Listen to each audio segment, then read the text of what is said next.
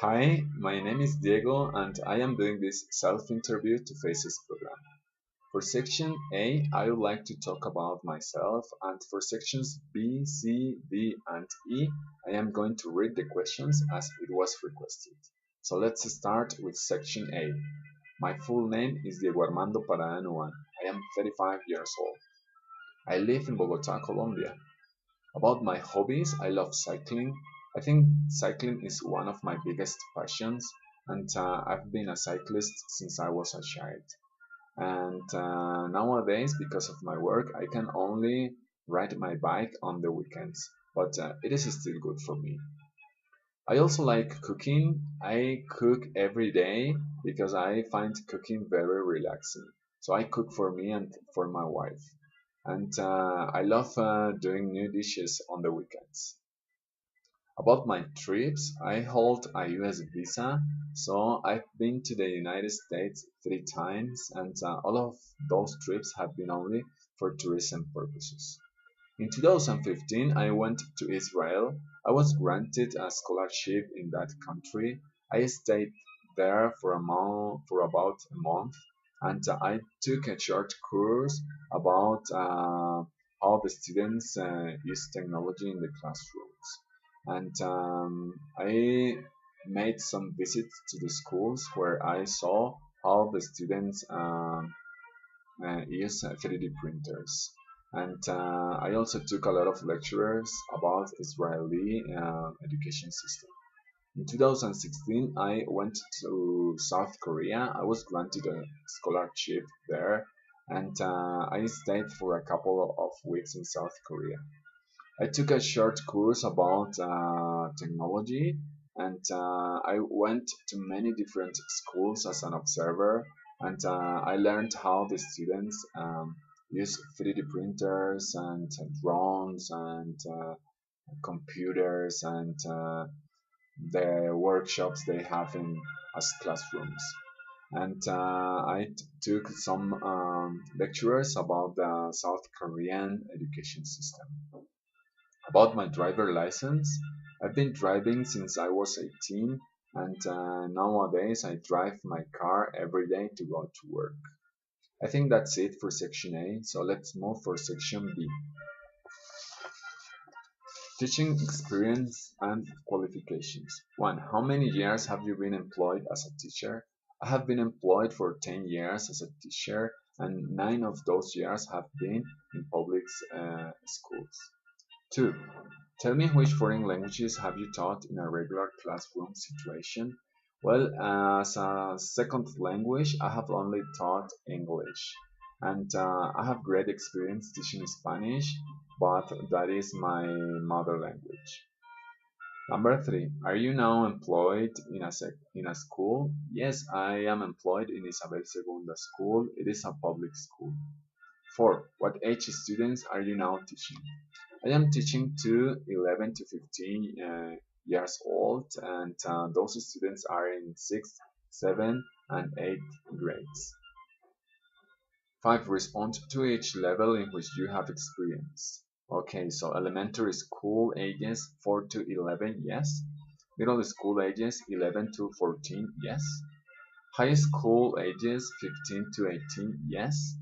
University level, no. Adults, yes, I have taught adults in elementary school. Which of those levels do you prefer? Well, I think I prefer middle school ages 11 to 14 because most of my experience I have been teaching to those levels. 6. About how many students are in each of your classes? Well, in Colombia we have 30 to 40 students in each class. 7. Do you have experience as an athletic coach?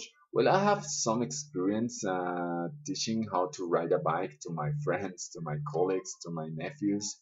Mm, and I would love to be a cycling coach in the United States, of course. Mm, 8. Have you had experience in drama, foreign language clubs, other extracurricular activities? Well, as an extracurricular activity in 2012 and 2013, I went to a different school to teach blind students Braille. I learned Braille by myself, and I was teaching easy English vocabulary to blind students, and it was a great experience for me, very enriching. Nowadays, and I am learning how to communicate with deaf people. I am learning the kinesthetic movements they use to communicate, and I hope I can learn a lot in the following weeks. Okay, so nine, name briefly any other work experience you have had other than in education. No, I don't have any other experience. Since 2008, when I was graduated, I dedicated myself to the education. 10. What would you like to be doing professionally 5 years from now? Well, 5 years from now, I would like to be a teacher. I would like to be a happy, very experienced teacher in the American education system. Okay, so that's it for section B. Let's move for section C, teaching qualities. 1. What do you feel is your strongest teaching quality? Well, I think my strongest teaching quality is to be closely related to the students' learning process. That way I can see what are their preferences and what are their learning paces. So that's my biggest quality. 2. Name one adjective your colleagues or principal would use to describe you. Well, my colleagues and my principal usually describe me as a responsible person and a responsible teacher. 3. Name one adjective your students would use to describe you. Well, I think my students would describe me as a fair teacher. 4. Name two things you do to motivate your students to want to learn. Okay, so number one, to motivate my students, I used to plan many different activities in which they can express themselves, as in role playing. I think students really like those activities in which they can act different characters. And number two, from my point of view, I think students really struggle with so many different subjects, and sometimes they don't have good grades. So through kind words, I congratulate my students and push them to do better and to go forward in their learning process. Okay, so now number five, name three things you do to control students who do not follow your class rules. For students who don't follow the class's rules, I number one, talk to him or to her about what's bothering them or why they are not agreeing with the rules. Number two, if it continues, I go talk to his leader teacher and state the situations. And I also make notes in the students' files if the school has students' files. And number three, if it continues, I call the parents and I state the situations and I arrange a meeting to establish agreements with them. I think that's it. Number six, name one thing that you do if you feel stress in your job.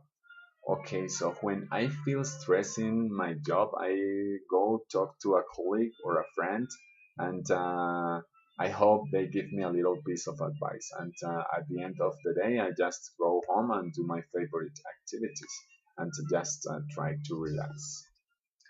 Number seven, give one brief example to show that you can be flexible in your teaching assignment.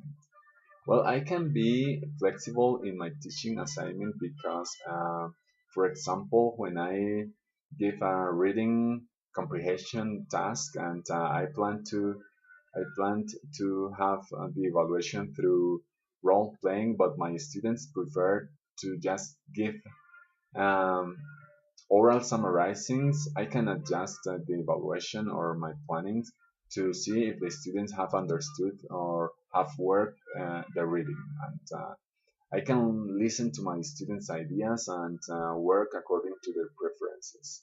And if they prefer the oral summarizings, I can do it. 8. Please name 4 items that you should be included in a lesson plan. No details, just name them. Well, number one, there is the warming up and introduction. And number two, there is the workshop and reading and listening. Number three, there is the evaluation and clarifications, clarifying doubts. And number four, there is the practice, speaking and writing. Number nine, please answer yes or no to indicate that you use or have experience with the following. A. Use of the internet, yes. B. Use of video projectors, yes. C. Use of smart boards or Promethean boards, no. D. Use of PowerPoint presentations, yes. So let's move to section D. Foreign languages instructional methodology. 1. Please define the natural method of learning a second language in one sentence. The natural method of learning a second language is to have the students or be immersed in the use of the four communicative skills. I mean the immersion all the time using the second language. 2. Where should be the emphasis be in teaching grammar or in teaching communication skills? I think, according to my experience, teaching communication skills. 3. Please name the four basic communication skills. Well, there is the listening, speaking, and the reading, writing. 4. Which approach would you use to teach a linguistic activity, such as verb use? A. Would you conjugate verbs or list grammatical forms first? Or would you introduce the activity in a situation that provides an experience first? I think it's B. I would introduce an activity through a situation in which the students have experienced first. 5. Are you familiar with Bloom's taxonomy? Yes, I have read a little bit about Bloom's taxonomy. A. Memorization and mimicking. Is that a high order of or low order of thinking? That's low order of thinking. Which is a higher order of thinking skill? Creativity or comprehension? It is creativity. Okay, that's it for section D. So let's move for section C. 1. Tell me how you learned about faces. Okay, I went to Google search and I went to the US Embassy where I found a list of sponsors and I read some of them and I saw that faces could be good for me according to my resume. 2. If you know someone who has been in the faces program, please name those persons. No, I don't know anyone who is or has been in faces program. 3. Give me one in one sentence, please, the most important reason you should be considered for a position. Bueno, yo pienso que debo ser considerado por una posición de empleo como profesor en Carolina del Sur porque tengo muy buena experiencia, tengo estudios suficientes de bachelor y de master en la educación, me gusta trabajar con los estudiantes, me gusta enseñar una lengua extranjera. Realmente pienso que soy excelente en lo que hago y siempre demuestro ser responsable y comprometido con mi trabajo. 4. Are you willing to make a commitment for 3 years or more to teach in South Carolina? Yes, I am willing to stay for a 3-year period or more if it is necessary in South Carolina. 5. Can you name 2 things that you would do in a classroom to represent your country? Well, in the classroom, I would like to decorate the walls with Colombian culture and nature. Number 2, I would like to present my students with different dances that we have in Colombia. 6. This is very important. Are you now under a contract or will soon enter a contract that might prevent you from accepting a position? I am under a contract now, but it won't prevent to take the position in South Carolina school as soon as it is requested. Okay, so I think that's it for this interview. I hope you learned all what you needed to learn about me, and I hope I was clear enough for you to understand me. So I hope I can see you personally, and I really hope I can get a position in South Carolina school. So that's it for now. Bye bye.